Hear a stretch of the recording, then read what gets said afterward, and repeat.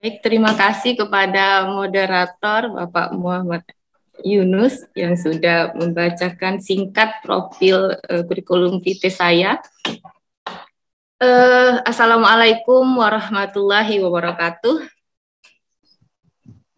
Waalaikumsalam warahmatullahi wabarakatuh. Mohon maaf, mungkin saya konfirmasi suara saya cukup jelas Bapak Ibu? Cukup jelas, Bu. Jelas, Bu. Selamat pagi dan salam sejahtera bagi kita semua. Bapak Ibu yang saya hormati, izinkan saya mengucapkan ucapan terima kasih yang sebesar-besarnya kepada founder dan CEO ATL atau Analog Teacher of Learning, Bapak Sarifudin SPDI dan MPD, kemudian panitia yang sudah bekerja keras untuk membuat kegiatan ini berlangsung sehingga sudah jalan 2 hari. Kemudian juga kepada Bapak moderator yang sudah memberikan waktu kesempatan bagi saya khususnya dan bagi narasumber pada umumnya dari hari kemarin untuk sharing pengetahuan, sharing tentang apa yang menjadi tema kita bahwa pengembangan karakter anak khususnya pada literasi itu sendiri. Baik Bapak Ibu, izinkan saya berbagi pengalaman mungkin, berbagi pengetahuan yang saya miliki. Perkenalkan saya, tadi sudah sedikit disampaikan oleh Bapak Muhammad Yunus, panggil saja saya Ibu Yeni biasanya, dan saya memang berhome base atau bekerja di Universitas Muhammadiyah Bengkulu. Bapak Ibu, saya mengusung tema pentingnya budaya literasi keluarga bagi anak usia dini. Jadi kalau kita melihat mengapa sih sebenarnya penting sekali budaya literasi keluarga bagi anak usia dini. Kemarin dan minggu-minggu yang lalu juga banyak sekali sebenarnya kegiatan yang dilakukan oleh Analog Teacher of Learning juga sempat menyinggung tentang literasi. Literasi itu banyak sekali Bapak Ibu. Literasi itu tidak hanya literasi, hanya membaca dan sebagainya, arti ruang sempit, namun banyak sekali arti luasnya. Dan literasi itu tidak hanya bagi kita orang dewasa, namun literasi itu penting dikenalkan di masa-masa usia dini. Seperti itu. Baik Bapak Ibu, sebelumnya saya ingin bertanya mungkin kepada Bapak Ibu, bisa raise hand atau langsung berbicara dengan speaker aktifnya. Kalau kita lihat pentingnya budaya literasi keluarga bagi anak usia dini, kita tentu masih ingat nggak ya waktu dulu kita itu kenal buku pada usia berapa? Atau pertama kali tahu buku usia berapa seperti itu? Atau juga boleh kapan pertama sekali kita mengenalkan buku kepada anak-anak kita? Ada yang ingin menyampaikan tanggapannya? Atau misalnya, saya waktu SD misalnya, atau kapanlah pengalamannya? Boleh Bapak Ibu, silakan.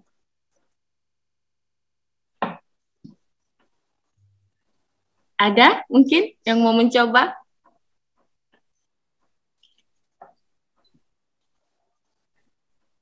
Saya Bu. Ya, silakan. Saya kenal buku waktu prasekolah Bu. Usia prasekolah, jadi sebelum TK sudah kenal buku-buku yang bergambar-gambar itu Bu. Buku yang bergambar. Oke, Pak Nasrullah ya. Iya Bu. Ya, terima kasih. Pak Nasrullah sudah kenal buku sebelum TK atau ya seperti itu, sebelum SD prasekolah seperti itu. Mungkin ya, ada ibunya yang lain. Iya, silakan. Saya Hani Maryani. Iya, Ibu Hani. Saya mengenal buku itu sekitar di usia 3 sampai 4. Pada waktu itu saya belum bisa membaca, saya ingat. Tapi mama saya itu membelikan saya majalah Bobo. Sampai sekarang saya masih ingat ceritanya tentang Bobo, Eko, dan Nirmala begitu. Itu melekat sekali di hati saya. Mungkin seangkatan saya masih mengenal majalah Bobo gitu. Ya, segitu aja. Terima kasih. Oke, Ibu Hani, majalah Bobo. Berarti mungkin usia kita tidak terlalu terpaut jauh, Bu. Karena pada masa-masa itu saya kenal sama majalah Bobo dan saya waktu itu juga berdagang itu.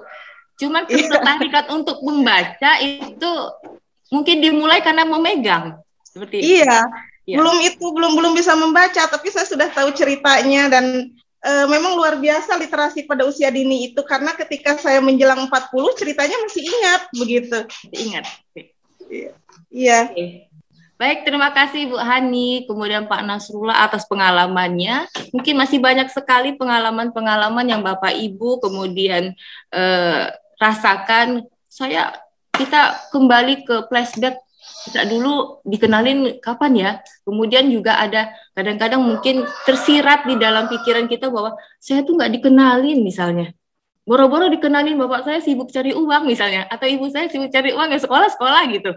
Mungkin seperti itu juga banyak di luaran kita. Mungkin di bukan bagian orang akademik seperti kita mungkin. Tapi kita terlahir dari orang-orang yang bisa dikatakan orang-orang yang tidak sekolah tinggi. Seperti saya sendiri. Saya sampai DR seperti itu, Bu, Bapak Ibu ya. Tapi orang tua saya tidak tinggi. Mungkin didikannya yang lain. Tapi saya merasakan ketika itu, waktu SD, kita tuh diajarin baca. Waktu itu bukunya masih buku ini Ibu Budi dan sebagainya. Kemudian berhitung. Cara berhitung orang tua itu berbeda dengan pola sekarang. Sekarang kan kalkulator misalnya. Kalau dulu kan cara menambahkan ke bawah dan sebagainya. Itu saya masih ingat sekali. Nah, saya masuk ke slide berikutnya. Itu pengalaman beberapa Bapak Ibu. Next, selanjutnya Bapak. Banyak sekali yang mengatakan bahwa literasi kita itu sangat rendah katanya. Saya yakin Bapak Ibu sudah baca ini. Misalnya kita nomor berapa? Dari sekian, kita tuh peringkat 2 misalnya, dari bawah seperti itu. Ternyata kita sedikit sekali atau rendah sekali literasinya. Sebelum saya mengupas lebih lanjut, kenapa harus di keluarga, kenapa harus usia dini, kita lihat dulu permasalahan yang umum yang terjadi di negara kita khususnya. Atau di sistem pendidikan kita. Kenapa? Karena bagian permasalahan di pendidikan kadang-kadang subsistemnya saling berkaitan. Apakah mungkin karena literasi yang rendah itu menyebabkan juga output anak kita itu juga tidak baik-baik saja misalnya. Oke, selanjutnya ini berdasarkan PISA atau OECD menyatakan bahwa tingkat literasi Indonesia itu berada di peringkat 10 terbawah dari 70 negara. Artinya kita walaupun sebenarnya waktu itu pernah peringkat 2. Artinya mungkin ada upaya yang dilakukan oleh pemerintah. Oke, selanjutnya Pak, silakan. Nah, kemudian bagaimana kondisi literasi di Indonesia saat ini? Nah, kalau tadi peringkatnya sudah tahu kita rendah seperti itu. Kemudian minat baca Indonesia itu sangat memprihatinkan katanya gitu. Katanya dan berdasarkan survei memang betul-betul akurat seperti itu. Dan Bapak Ibu pasti sudah sangat tahu. Karena kalau berbicara tentang literasi, sudah banyak sekali orang ngomong literasi sampai literasi yang berbentuk era digital seperti ini. Artinya kalau dihitung dari 1.000 orang, itu cuma 1 yang rajin baca. Satunya kita nggak ya, misalnya. Atau 1.000-nya itu orang kita, tapi kita yang nggak termasuk yang nggak baca. Sama, itu tidak hanya untuk Bapak Ibu, tapi juga berlaku untuk saya. Karena membangunkan minat baca itu sangat sulit. Kita saja dipaksakan, misalnya. Dipaksakan karena injure time atau sesuatu yang memang butuh kemudian kita harus baca seperti itu. Oke, kondisi literasi Indonesia saat ini tidak baik-baik saja. Kalau dari 1.000 itu 1, bayangkan Bapak Ibu. Ini tugas kita mungkin. Oke, selanjutnya Kemudian ini juga tadi ya sama dari PISA juga. Selanjutnya Bapak, silakan. Nah, kemudian apa sih sebenarnya yang dimaksud dengan literasi? Banyak yang ngomong bahwa literasi itu merujuk pada kemampuan dan keterampilan seseorang dalam membaca, menulis, berbicara, menghitung, juga memecahkan masalah di dalam kehidupan sehari-hari. Kemudian literasi tidak bisa dilepas dari kemampuan seseorang dalam berbahasa saja. Karena tadi ada hal yang lebih penting juga, yaitu memecahkan masalah. Karena anak-anak kita umurnya tidak hanya PAUD saja, tidak hanya SD saja, karena nanti dia akan berkembang, tumbuh kembangnya menjadi remaja, kemudian menjadi mahasiswa, yang tentunya akan dihadapkan dengan permasalahan-permasalahan. Nah, bagaimana sebenarnya memecahkan masalah itu? Nah, literasi itu cakupannya sangat luas, bukan hanya baca, tulis, berhitung, dan sebagainya. Cuman, secara sederhana, di dalam kehidupan sehari-hari itu hanya kemampuan dalam membaca dan menulis yang diterapkan dalam kehidupan sehari-hari yang nantinya akan mampu membuat karya. Sama seperti yang Bapak narasumber yang kemarin sampaikan. Membuat karya yaitu menuliskan, setelah minat membaca kemudian nanti menuliskan. Ada hasil karya walaupun sebenarnya hasil karyanya hanya berupa cerita pengalaman liburan. Nanti dikumpulkan menjadi kumpulan clipping cerita gitu. Itu sudah membentuk sebuah literasi bagaimana dia menulis.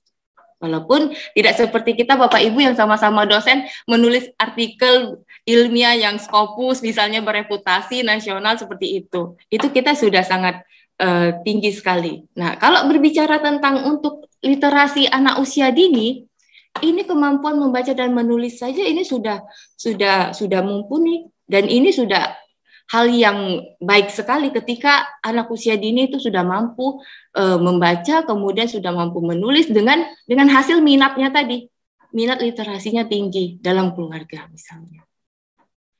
Oke, selanjutnya Pak. Kenapa saya foto di sini, kasih foto ya, kebetulan bukan foto keluarga saya Bapak Ibu ya, saya searching saja, saya ambil kenapa ini foto keluarga ada yang banyak, ada yang sedikit anggota keluarganya. Oke, keluarga biasa disebut dengan orang yang terdiri dari ayah, ibu, dan anak, misalnya seperti itu. Kemudian juga yang foto sebelah sini misalnya, ada nenek dan kakek, ada cucu. Bapak Ibu kita jangan terkotak dengan keluarga itu hanya suami istri saja. Yang di sini mungkin belum berkeluarga, mungkin ada om, ada tante, kita tuh bagian dari keluarga. Gitu. Bagian dari keluarga yang sama-sama penting dalam hal literasi keluarga. Coba bayangkan Bapak Ibu, punya adik kan ya di rumah. Kalau tidak punya adik mungkin di sini rata-rata sudah mungkin mahasiswa S2 pasca, kemudian ibu guru, bapak guru, kemudian bapak ibu dosen, dan saya yakin pastilah ada cucu misalnya. Sudah jadi oma, sudah menjadi opa, ada keponakan. Nah, itu semuanya keluarga. Kita jangan terkotak sempit dengan arti keluarga itu hanya kita, suami, kemudian anak. Kalau kita hanya terkotak kepada keluarga, suami, anak, dan istri seperti itu, nanti kita tidak memberikan kebermaknaan kepada yang lain. Contohnya keponakan kita. Walaupun nanti dari segi keluarga, nanti akan merambat luas ke lingkungan kita. Yang pertama sekali lingkungan apa? Tetangga dan sebagainya. Itu juga menjadi keluarga kedua di kehidupan kita. Oke, kenapa saya berikan foto dua ini ya Bapak Ibu? Kita tidak sempit pemikirannya tentang keluarga dan kita hanya nantinya untuk anak saya. Kita lupa bahwa kita punya keponakan. Kita lupa kita bahwa ada cucu dan sebagainya. Dan itu harus diimbangi juga literasi hidup keluarganya juga. Ini makna fotonya tadi ya Bapak Ibu ya, bahwa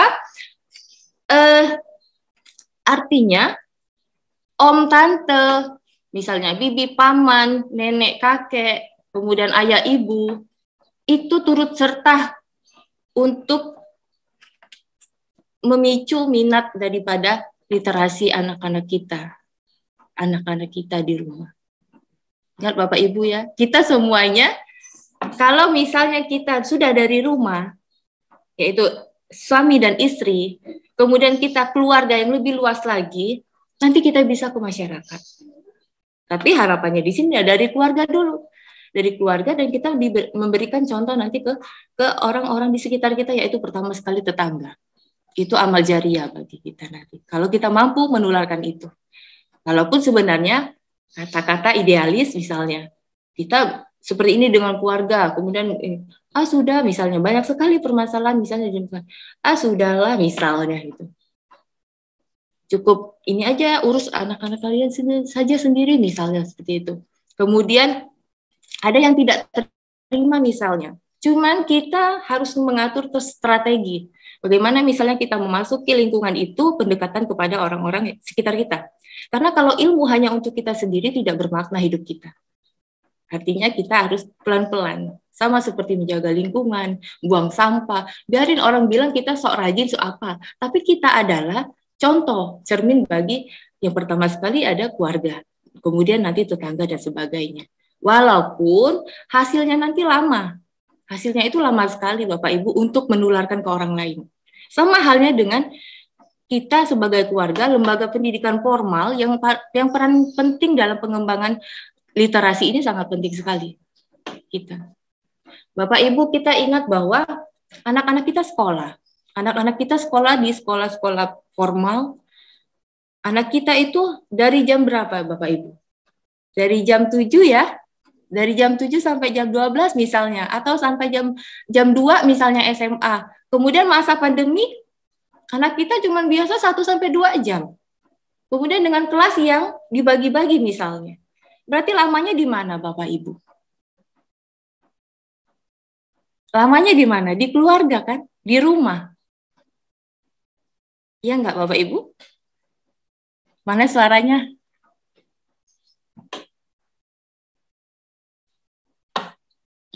Oke.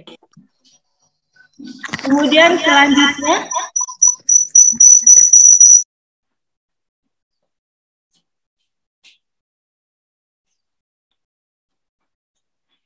kemudian 10 arti keluarga. Makna sesungguhnya dalam kehidupan. Kenapa saya warnain dengan warna hijau? Yang pertama, tempat belajar paling pertama. Kemudian kedua, merupakan cerminan diri. Tempat bersandar paling nyaman, keluarga memberikan ketenangan, keluarga merupakan motivator terbaik. Yang ke-6 sampai ke-10-nya mungkin itu tidak dikenal misalnya oleh anak-anak usia dini misalnya. Tapi tempat penerimaan yang tulus mungkin.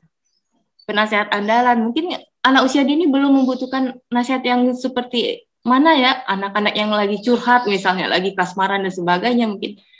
Tempat pulang ketika lelah mungkin. Itu belum dimaknai oleh anak-anak usia dini. Tapi kalau tempat belajar paling utama, jelas.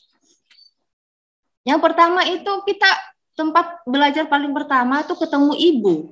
Yaitu madrasah bagi anak-anak yang mempengaruhi perkembangan anak itu sendiri. Nah, kemudian kalau kita berbicara tentang madrasah paling utama adalah perannya ibu.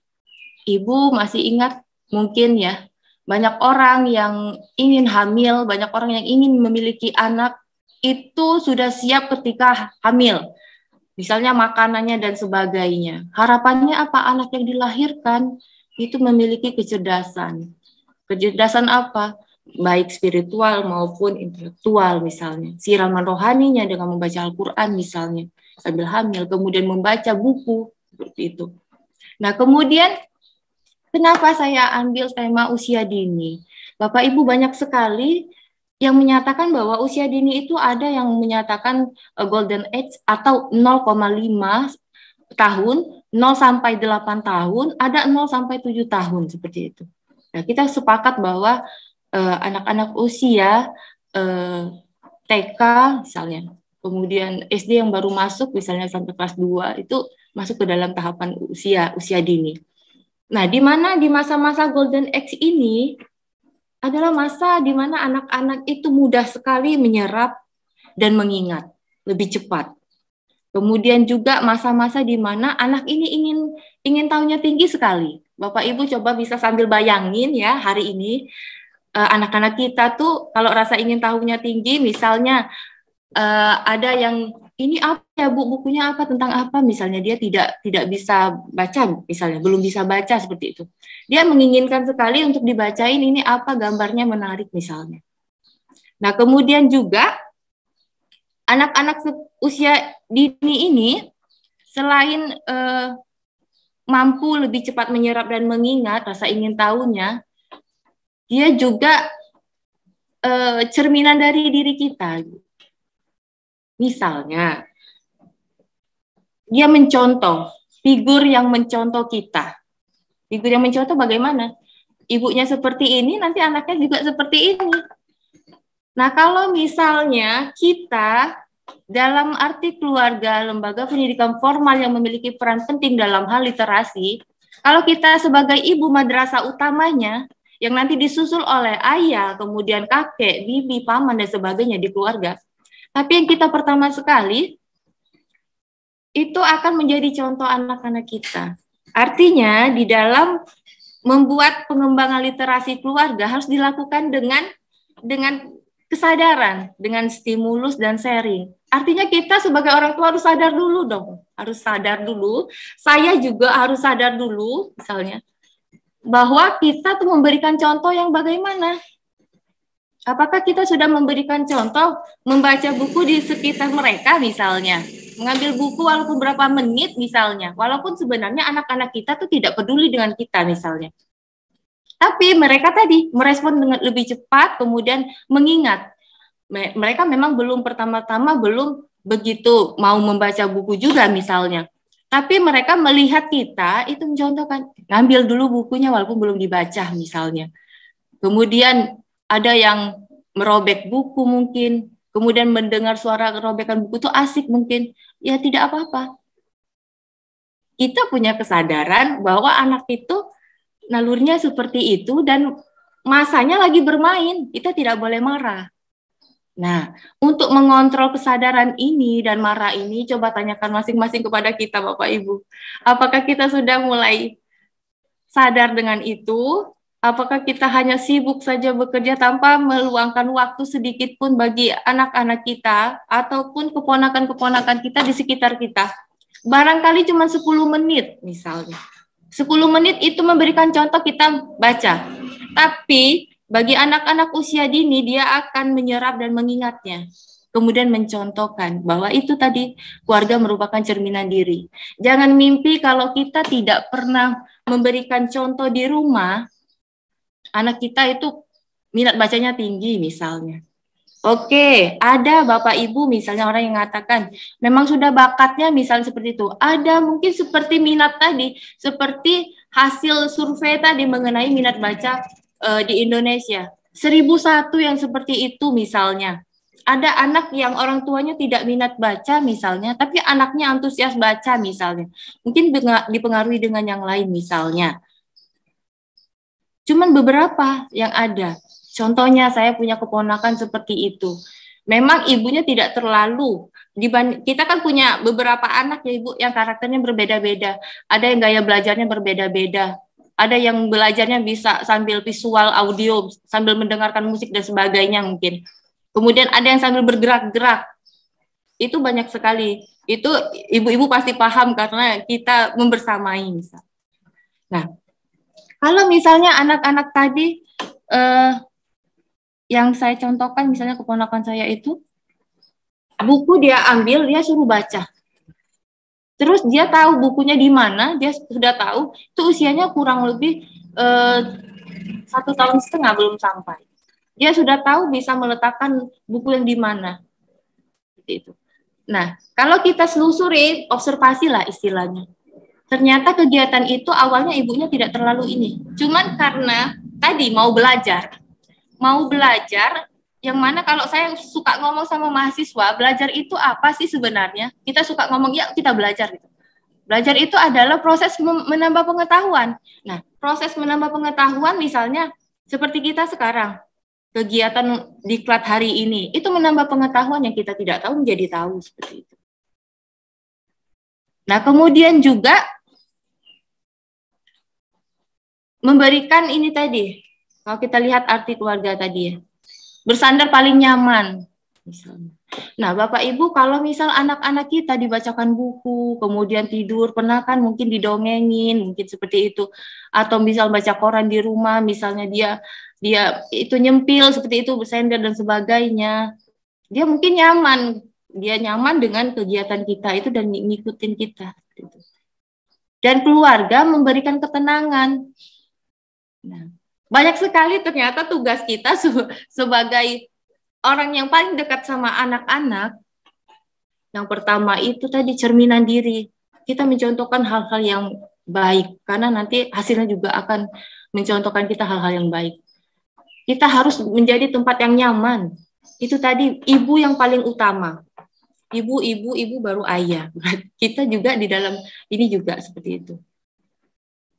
Nah, kemudian keluarga merupakan motivator terbaik. Misalnya kita memotivasi anak membaca dengan apa, memberikan contoh-contoh yang kita misalnya ambil buku dan sebagainya. Kemudian juga kita motivasi dengan misalnya kita keluar membaca, itu apa Dek, misalnya itu apa Kak, misalnya baca-baca yang di pinggir jalan, itu sudah cerminan kita bahwa kita tuh menumbuh kembangkan minat baca walaupun hanya sekedar lewat jalan. Itu sudah bisa sebenarnya. Kita tidak muluk-muluk misalnya hakikatnya dalam mengembangkan literasi itu misalnya harus membuka perpustakaan mini. Itu sudah jangka waktu yang sangat sangat panjang misalnya, atau sudah ditumbuhkan dulu minatnya. Kalau dalam hal menumbuh kembangkan minat literasinya, kita dari hal-hal yang kecil aja dulu. Karena kita misalnya kita dari keluarga yang mampu misalnya bisa langsung seperti itu membuat ini. Tapi kalau misalnya kita yang kurang, kita tidak hanya memikirkan kita yang di dalam ruangan ini ya Bapak Ibu ya, ruang maya ini yang notabene guru dan sebagainya. Ingat kalau Indonesia itu kan banyak juga yang orang yang tidak mampu dan sebagainya. Upayanya apa? Pendekatannya seperti ini, mulai dari koran bekas misalnya, bacaan buku-buku lama dan sebagainya. Makanya ada donasi dan sebagainya yang dilakukan oleh orang-orang penggerak literasi, itu sangat bagus sekali. Karena kalau kita hanya memikirkan kita mampu misalnya membuat perpustakaan mini, membuat apa dan sebagainya, tapi kita harus juga mikirkan bagaimana solusi untuk orang-orang yang tidak memiliki kesempatan yang sama dengan kita misalnya. Nah, kemudian Bapak Ibu, selanjutnya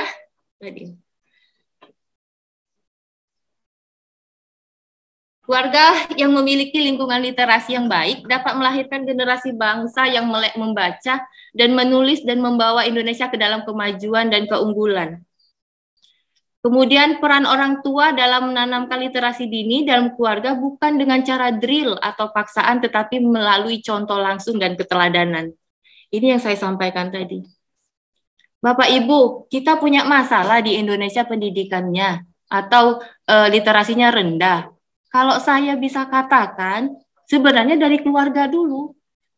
Dari keluarga, dari sebelum lahir, misalnya, ini saya ambil di usia dini.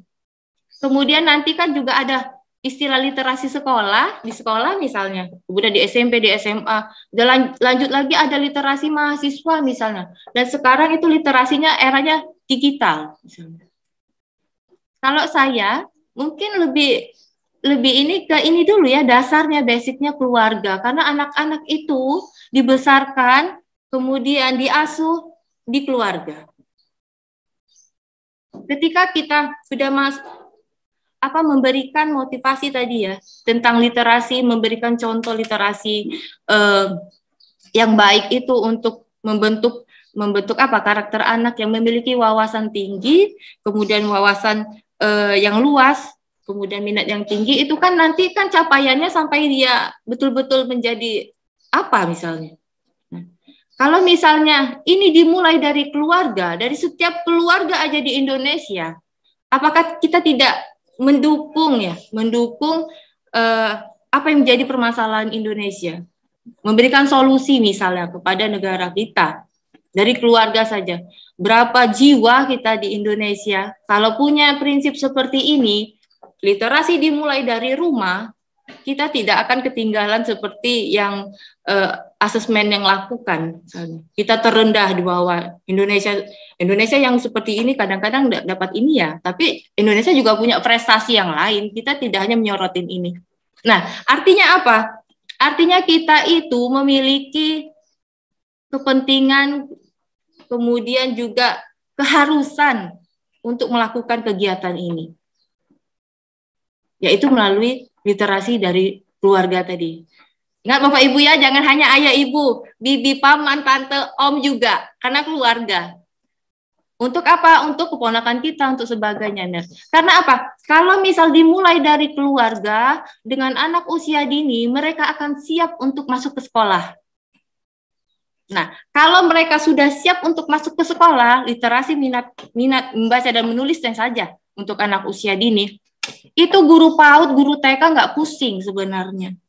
Jangan kita menyerahkan anak, mau tidak mau sekolah bertanggung jawab untuk mencerdaskan, tapi kita tidak ikut serta dalam keluarga untuk meningkatkan minat literasi itu. Kita tidak boleh seperti itu. Tidak adil namanya, bahwa semuanya itu harusnya kan sekolah atau pembelajaran itu sendiri, pendidikan tuh ada sistem-sistem yang terkait, keluarga, lingkungan, lembaga sekolah itu sendiri, kemudian pemerintahan. Nah, kita bagian keluarganya yang mendukung, menyokong itu. Saya yakin dan percaya kalau keluarga semuanya berpikiran seperti ini, kita tuh bisa peringkatnya lebih atas. Lebih atas. Karena ada kesadaran tadi, kesadaran, stimulusnya, sama sharingnya. Yang tidak ada. Nah, jadi di sini juga bukan berlaku untuk Bapak Ibu saja, tapi untuk kita semua yang terkadang memang kita rendah untuk meminatkan itu. Karena memang harus dipaksakan. Kalau anak-anak tidak boleh drill, dipaksakan, tapi kita sebagai orang tua contohnya itu harus drill, harus dipaksakan dengan keteladanan. Dan mari bersama-sama kita membangun itu. Membangun itu karena konteksnya memang dari keluarga, dari sekolah, kemudian dari lingkungan, itu akan memberikan solusi yang terbaik bagi pemerintahan. Pemerintahan sudah memberikan yang terbaik juga, menggalakkan bagaimana dengan budaya literasi keluarga, itu dari keluarga itu sudah banyak sekali. Nah, kemudian juga kita tidak pelit dengan ilmu dan apa yang kita ketahui. Sampaikan walaupun hanya satu ayat seperti itu misalnya. Sampaikan apa yang kita tahu, karena ibu-ibu rumah tangga yang lain juga butuh pengetahuan. Kita jangan sama-sama kita seperti saya, dosen saja. Tapi saya di rumah ibu rumah tangga. Tetangga saya misalnya banyak ibu rumah tangga misalnya. Itu kita sharing misalnya. Misalnya dilakukan arisan misalnya. Kita kan beragam karakter pekerjaan kita Bapak Ibu ya. Kita di rumah itu jadi ibu rumah tangga, bukan dosen, bukan dokter Noprieni misalnya. Tapi saya hanyalah ibu rumah tangga misalnya. Tapi kita punya pengetahuan yang lebih dari ibu-ibu yang lain. Boleh kita sharing itu. Kenapa kita cuma makan kita sendiri saja? Tapi memang kadang-kadang penerimaan sulit misalnya. Tapi tidak apa-apa. Itu demi ini tadi. Kita jangan hanya ngomong Indonesia misalnya. Indonesia tuh peringkatnya segini, gini-gini. Pak, tapi kita tidak memberikan sumbangsi apa-apa. Memang tidak terasa, tapi dari sekian 61 orang yang hadir pada hari ini, semuanya punya tujuan yang bersama, yang seperti saya ceritakan. 61 keluarga yang mempengaruhi keponakannya, anaknya sendiri, kemudian lingkungan sekitarnya. Apa tidak menaik literasi minat baca bagi anak kita, bagi orang-orang dekat kita, misalnya seperti itu. Nah, memang membangun 3S tadi, kesadaran, stimulus, dan sharing tadi yang kita susah. Oke, sekarang kita perlahan-lahan untuk keluarga dulu. Keluarga dulu, nanti kita juga ke yang lain, seperti itu. Oke, selanjutnya Bapak Ibu. Ya. Ini tadi saya sudah sampaikan, budaya literasi dalam keluarga. Budaya, membiasakan literasi dalam keluarga.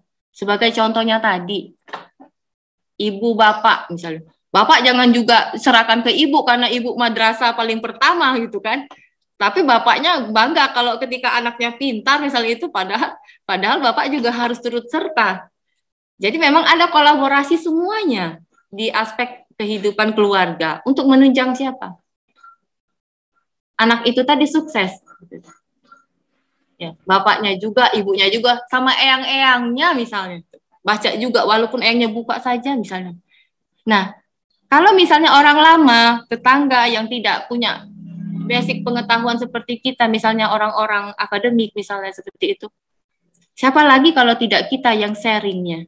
Tadi, sadar, stimulus, dan sharing. 3 hal yang harus dilakukan di ruangan lingkup keluarga. Sadar dulu ya Bapak Ibu, kita sadar dulu kita sudah melakukan apa misalnya. Saya juga sudah melakukan apa, sudah kasih contoh apa ke ponakan saya misalnya. Ke tetangga dan sebagainya. Itu. Ingat, madrasah pertama adalah keluarga, terutama ibu di keluarga itu sendiri. Oke, selanjutnya.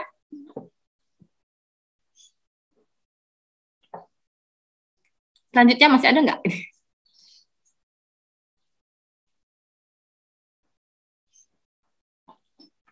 Pak Yunus, slide selanjutnya. Tunggu ya, Bu. Iya.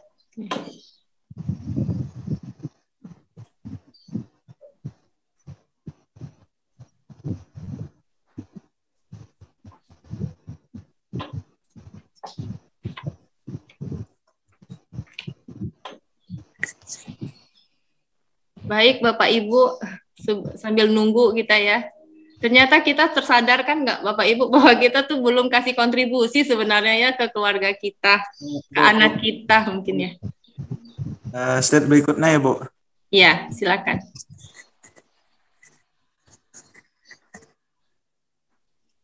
Budaya literasi, saya udah ngomong banyak sebelum slide ini ya.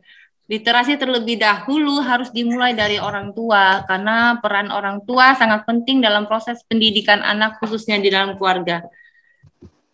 Saya yakin dan percaya Bapak Ibu tahu peran-peran kita, cuma kita kadang lupa pelaksanaannya ya Bapak Ibu ya.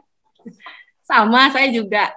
Ya, manusia tidak luput dari ini ya, kehilapan. Tapi memulai itu yang harus sadar tadi. Kita harus sadar mulai hari ini, karena kita ngomongin tentang tema literasi, bagaimana mengembangkan karakter anak, mulai hari ini kita harus bergerak sama-sama, dimulai dari keluarga, kemudian nanti dengan lingkungan kita. Kemudian apa saja sebenarnya peran orang tua? Coba kita mengulas kembali, jangan kita lupa peran orang tua itu apa. Silakan Bapak. Ada sekitar 4, mungkin banyak sekali sih peran orang tua. Cuman ini yang secara ini saja, secara umum. Silakan Pak.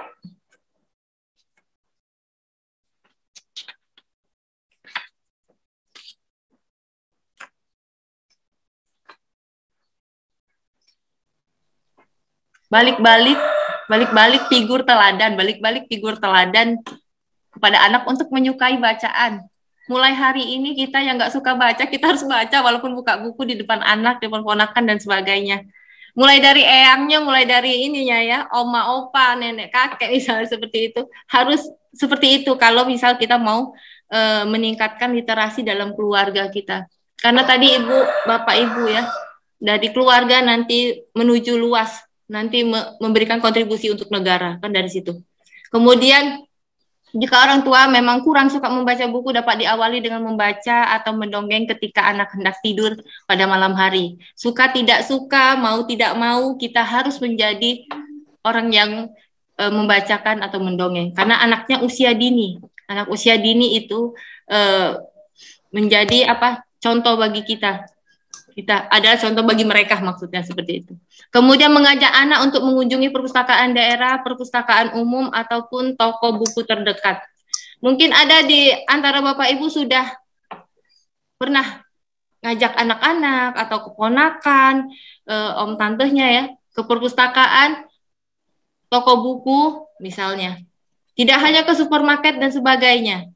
Bahwa lingkungan itu memang sebenarnya tempat belajar kita.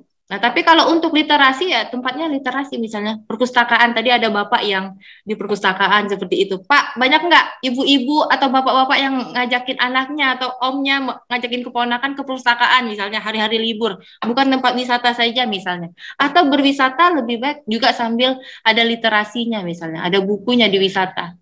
Karena saya pernah temukan ada tempat wisata danau yang di perahunya itu ada perpustakaannya. Jadi pengunjung itu tidak hanya bosan mengelilingi perahu dengan melihat danau, tapi bisa juga ngambil bukunya. Itu upaya juga meningkatkan literasi bagi pengunjung. Nah, kemudian ke toko buku terdekat atau ke mall saja tidak melirik Gramedianya misalnya. Nah, pernah nggak seperti itu Bapak Ibu? Nah, kemudian yang paling simpel yaitu ketika berkendaraan misalnya. Misal ada anak yang, Pak itu apa? Misalnya kita menjelaskan dengan dengan tidak buru-buru marah dan sebagainya, banyak tanya dan sebagainya misalnya. Itu sadari bahwa anak itu pengen tahunya tinggi sekali, rasa ingin tahunya tinggi. Sama seperti kita, apalagi anak-anak yang memang notabene dia sangat membutuhkan pengetahuan banyak sekali karena dia baru, memorinya juga banyak sekali untuk mencakup apapun yang dilihatnya seperti itu. Kemudian menjadi buku sebagai reward ketika anak memperoleh prestasi daripada mainan dan pakaian. Sekarang Bapak Ibu kalau misalnya belum melakukan ini coba dimulai. Kalau misal ingin anaknya literasinya membentuk karakter anak yang memiliki wawasan yang tinggi. Karena apa? Banyak dia baca, banyak juga dia pengetahuannya, banyak juga dia bisa memecahkan masalahnya sampai dia usia mahasiswa. Tapi kita dibentuk dari usia dini dulu. Usia dini dengan continue, kemudian nanti di sekolah juga, ketika masuk sekolah, ada literasi anak sekolah dasar, literasi sekolah, SMP, dan sebagainya, dia sudah mengikuti saja. Tapi kalau misalnya anak-anak ketemunya di SMA, di SMP misalnya, dia kaget bahwa dia di keluarganya tidak pernah. Ayah ibu saya aja nggak pernah baca, misalnya seperti itu. Banyak kita temuin. Nah, mulai sekarang kita mulai dari anak-anak usia 0 sampai 5 tahun. Kemudian continue terus. Ada kesinambungan, ada keberlanjutan yang nantinya. Nah, kemudian tidak kalah pentingnya adalah kontrol orang tua selalu memberikan buku bergizi. Buku apa? Buku yang baik misalnya. Tidak semua buku bagi perkembangan anak itu memiliki atau bermutu untuk menumbuhkan karakter positif anak. Jadi harus seleksi juga. Kalau buku anak-anak jelas yang banyak bergambar dan sebagainya, kalau anak usia dini itu sangat tertarik untuk melihatnya karena dia bergambar, berwarna. Anak-anak tuh begitu sukanya. Oke, selanjutnya Pak, mungkin yang terakhir ya. Oke. Mungkin ini saja yang bisa saya sampaikan pada kesempatan hari ini. Semoga bermanfaat. Mungkin nanti kita bisa sharing di setelah penyajian yang selanjutnya. Hanya ini yang saya dapat sampaikan. Ingat bahwa keluarga itu bagian penting untuk membantu juga bagaimana permasalahan di negara kita. Kalau kita tidak dari keluarga, nanti tidak bisa juga menyelesaikan apa-apa itu. Jadi itu saja Pak Muhammad Yunus. Terima kasih atas waktunya. Oke.